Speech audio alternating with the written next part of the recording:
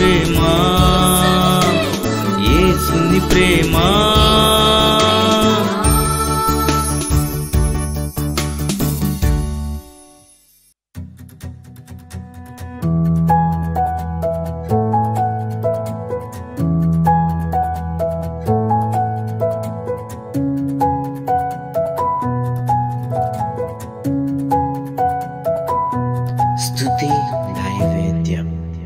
ఎన్నో దేశాల నుంచి కూడా రోజు ఆ సమాధి దగ్గరికి వచ్చి, లేకపోతే ఆమె నివసించిన ఇంటిని చూసి, ఆమె లైబ్రరీ చూసి, ఆమె ఎంత సాదా సీదాగా ఆమె వస్త్రాలు ఎలాంటివి ఉండేవి, ఎలాగ ఆమె సేవ చేసిందో అవన్నీ కూడా అక్కడ ఒక మరి మ్యూజియం కింద అక్కడ పెట్టారు.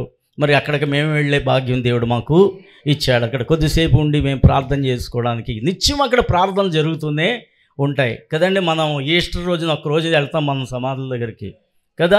మరి మదర్ తెరీసాకు అంతటి గౌరవం ఎలాగొచ్చింది అంటే ఆమె చేసిన సేవను బట్టి. అలాగే మరియకు అంత గౌరవం ఎందుకు ఇస్తున్నారు మనుషులు కొంతమంది అంటే, మరి ఆమె అంతగా మనుషులకు భయపడకుండా దేవునికి భయపడ్డది కాబట్టి. ఒకసారి మరియకు మనం అందరం కూడా చప్పలు కొట్టి దేవుణ్ణి స్తుతిద్దాం. అందుకనే ప్రతిదానికి విభేదించుకునే బదులు మనము ఒకదానికి అర్థం చేసుకొని అందులో మనం కూడా పాలిభాగస్వం అయితే మంచిది అని నేను అంటాను. దేవునికి స్తోత్రం చెల్లిందాం. రోమన్ క్యాథలిక్ వాళ్ళు అసలు భక్తులే కాదు, వాళ్ళు అసలు పరలోక రాజ్యమే వెళ్ళరని ప్రొటెస్టెంట్లు అంటారు. అండ్ మనం అందరం ప్రొటెస్టెంట్లమే. ఇవన్నీ తెలుసుకోవాలి. ఇలాంటివి చెప్పేటప్పుడు మీరు బాగా హృదయంలో గుర్తుపెట్టుకుంటే బైబిల్ క్విజ్లో బాగా రాయగలరు. దేవునికి స్తోత్రం చెల్లిందాం. కీర్తనలు ఎవరు రాశారంటే ఎండి రాజు గారు రాశారని కూడా చెప్తున్నారు. ఏంటి కీర్తనలు నేను రాసేదా అంటే రాయలేదండి, అలాంటివి కూడా ఉన్నాయి. కాబట్టి అంత ఈజీ క్వశ్చన్స్ కొన్ని ఇచ్చినా సరే మీరు తెలుసుకోలేకపోతున్నారు. ప్రొటెస్టెంట్లు అంటే అన్ని సంఘాల వాళ్ళని కలిసి ప్రొటెస్టెంట్లు అంటారు. రోమన్ క్యాథలిక్ అంటే రోమన్ క్యాథలిక్ చర్చెస్ ఉంటాయి చూసారా, వాళ్ళు ప్రత్యేకం, వీళ్ళందరూ ఒక గ్రూపు. వీళ్ళందరి ఉద్దేశం ఏంటంటే రోమన్ క్యాథలిక్లకి దేవుని రాజ్యం ఉందో లేదో తెలియదు మనకి, ఆమె మరియని ఆరాధిస్తున్నారు కాబట్టి, మరికి కొబ్బరికాయలు కొడుతున్నారు కాబట్టి అంటారు. మరీకు కొబ్బరికాయలు కొడుతున్నారని రోమన్ క్యాథలిక్లు దేవుని రాజ్యం వెళ్ళకపోతే ఆ రోమన్ క్యాథలిక్లోంచి వచ్చిన మదర్ తెరీసా ఏంటి ప్రపంచం అంతా ఆశ్చర్యపోయే గొప్ప పరిచయం చేసింది. మరి అప్పుడు రోమన్ క్యాథలిక్లో పుట్టినందుకు, లేకపోతే అందులో ఆ మతంలో ఆమె ఉన్నందుకు, ఆ తెగలో ఆమె ఉన్నందుకు మదర్ తెరీసా పరలోక రాజ్యం వెళుతుందా వెళ్ళదండి? ఆమె వెళ్ళకపోతే మనం వెళతామా?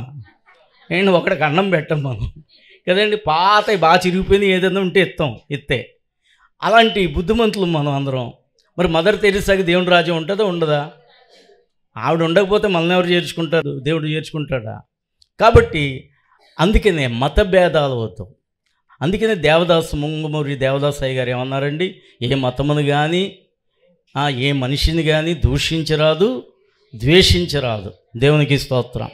అలాగే అర్థం చేసుకుంటే మన అందరిలో ఏమొస్తుందంటే క్రైస్తవులందరిలో ఒక ఐక్యత అనేది వస్తుంది, ప్రేమ అనేది వస్తుంది. అంతేగాని మీరు పెంతుకొస్తూ, మేము బాప్టిస్టు, మీరు లోదరను, మీరు సిఎస్ఐ, చాలా ఉన్నాయి గ్రూపులు, ఒకటి కాదండి ఏండి, ఇంకా బోల్డ్ ఉన్నాయి. ఇవన్నీ మీరు తెలుసుకోవాలి, చదువుకోవాలి. ఇలాంటివన్నీ కూడా ఇప్పుడు నెట్లో ఉంటాయి. జనరల్ నాలెడ్జీ పేపర్ ఒకటి తప్పనిసరిగా ఉంటుంది ఇప్పుడు మనకి. అవి బాగా మార్కులు రావాలంటే మీరు అన్ని జనరల్ నాలెడ్జ్ కూడా చదువుకోవాలి. చదువుకున్న పిల్లలకు కూడా మదర్ తెరీసా ఎక్కడ పుట్టిందో తెలియలేదు.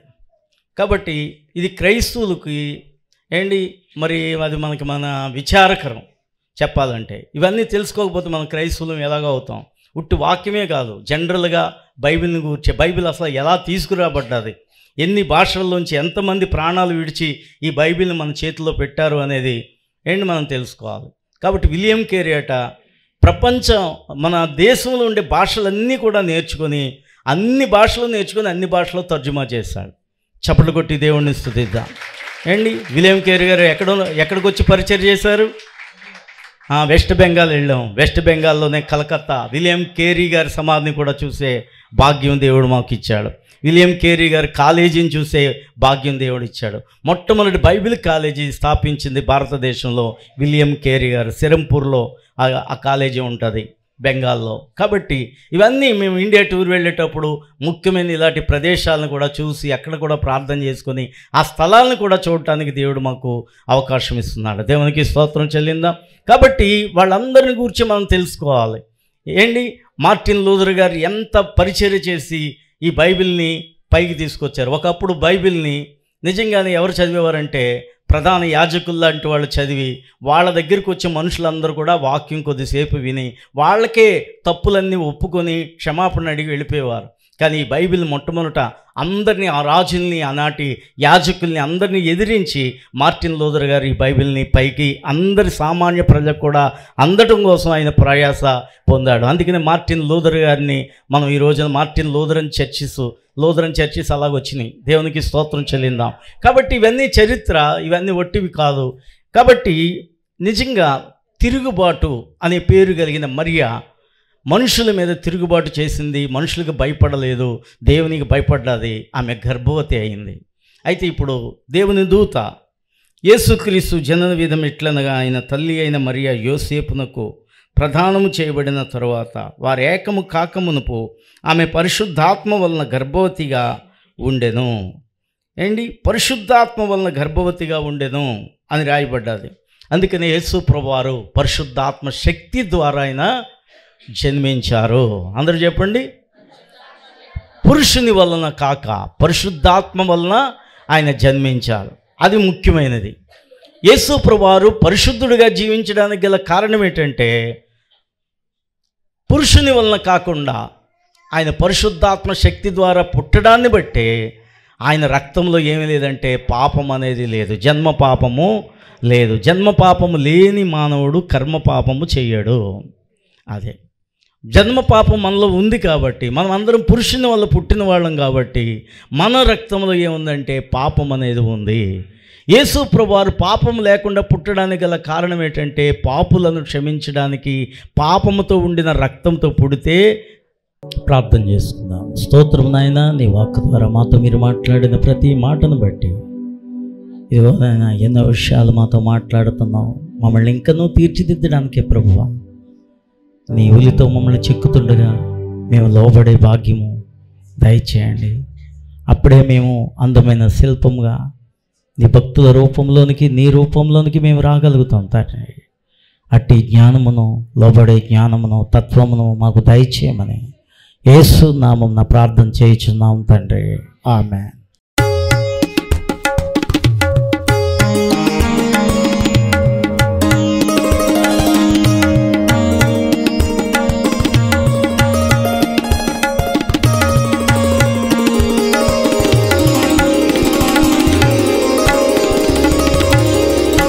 దేవునికి స్తోత్రము గానము చేయుటయే మంచిది, మనమందరము స్తుతి గానము చేయుటయే మంచిది.